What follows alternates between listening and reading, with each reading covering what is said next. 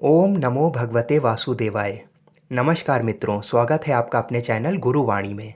जैसा कि आप सभी जानते हैं कि वैशाख का माह भगवान विष्णु को अत्यधिक प्रिय है। इस महीने में कोई भी दान पुण्य करने से हमें अनंत फल की प्राप्ति होती है।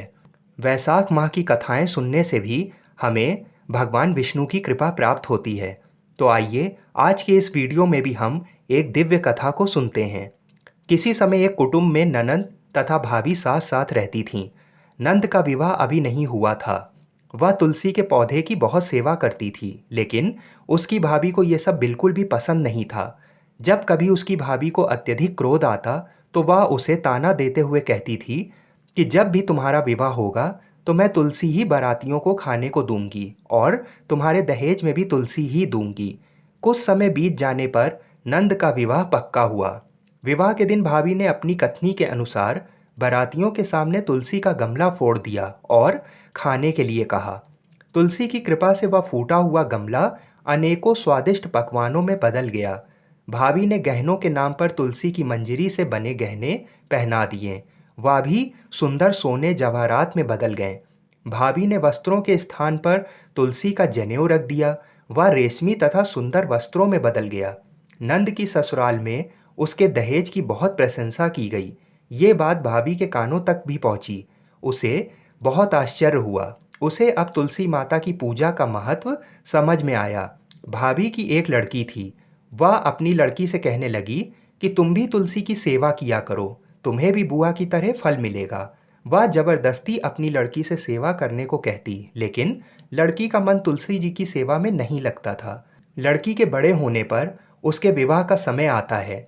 तब भाभी सोचती है कि जैसा व्यवहार मैंने अपनी नंद के साथ किया था वैसा ही मैं अपनी लड़की के साथ भी करती हूँ, तो ये भी गहनों से लद जाएगी और बारातियों को खाने में पकवान मिलेंगे। ससुराल में इसे भी बहुत इज्जत मिलेगी। ये सोचकर वह बारातियों के सामने तुलसी का गमला फोड़ देती है, लेकिन इस बार गमले की मिट्टी मिट्टी ही रहती है। मंजरी तथा पत्ते भी अपने रूप में ही रहते हैं। जनेऊ भी अपना रूप नहीं बदलता। सभी लोगों तथा बारातियों द्वारा भाभी की बुराई की जाती है। लड़की के ससुराल वाले भी लड़की की बुराई करते हैं। भाभी कभी नंद को नहीं बुलाती थी। भाई ने सोचा मैं बहन से मिलकर आता हूँ। उसने अपनी पत्नी से कहा और कुछ उपहार बहन के पास ले जाने की बात कही।